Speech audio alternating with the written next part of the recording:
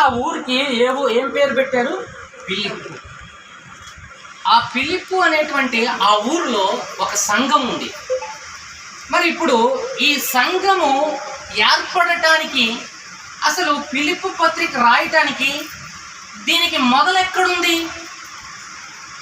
పిలిప్పులో ఉన్న ఒక సంఘం ఏర్పడింది అంటే, ఈ సంఘం ఇక్కడ ఏర్పడటానికి పిలిప్పు ఎక్కడో సేవ చేసి ఈ పిలిప్పు పట్టణానికి వచ్చి సేవ చేసి ఉండాలి కదా. సేవ చేసి ఉండాలి అంటే ఈ ఎక్కడ రాయబడి ఉంటుంది ఆ మాట? అంటే పిలిప్పు పత్రిక చదువుతున్నాము అంటే ఈ పిలిప్పు పత్రికలో ఒక సంఘము ఉందంటే ఈ సంఘం మొదట ఎలా రక్షించబడిందో మనకి తెలియాలి.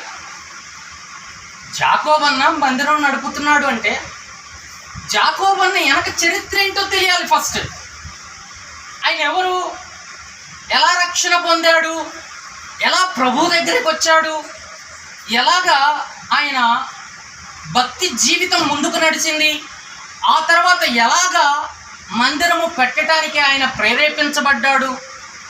మందిరం పెట్టాడు అనేది తెలియటం కంటే కూడా ఆయన ఎలా ప్రేరేపింపబడ్డాడు అన్నది తెలిసినప్పుడు ఆయన మీద గౌరవం ఇంకా పెరుగుతుంది. అంతే కదా? ఇది కూడా అంతే అన్నమాట. ఏదైనా మనం ఒకటి చదువుతున్నప్పుడు దాని మూలం ఏంటి, అది ఎలా రాబడ్డది, ఎక్కడి నుంచి రాబడ్డది అంటే పిలిప్పులో ఒక సంఘం ఉంది అంటే ఆ సంఘం మొదట ఎవరి ద్వారా స్థాపించబడింది, ఎవరు రక్షణలోనికి వస్తే ఆ పిలిప్పు అనేటువంటి ఆ ఊర్లో సంఘము ఏర్పడటానికి, పౌలు గారు రావటానికి, పరిచర్య చేయటానికి, ఆయన పత్రిక రాయటానికి, అక్కడ సంఘ పెద్దల్ని పెట్టడానికి మూలం ఏదో జరిగింది. ఆ మూలం ఎక్కడుందో మొదట మనం తెలుసుకున్నప్పుడు, అవన్నీ తెలుసుకొని పిలిప్పు పత్రికలోనికి వచ్చినప్పుడు మనకి విషయాలన్నీ అర్థమవుతాయి.